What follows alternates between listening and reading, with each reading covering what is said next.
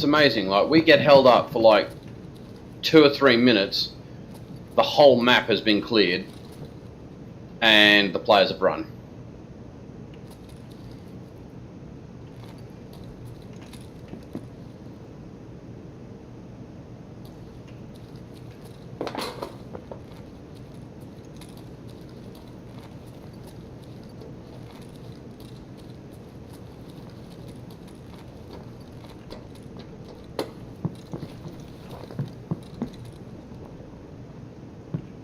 Good God, the desync.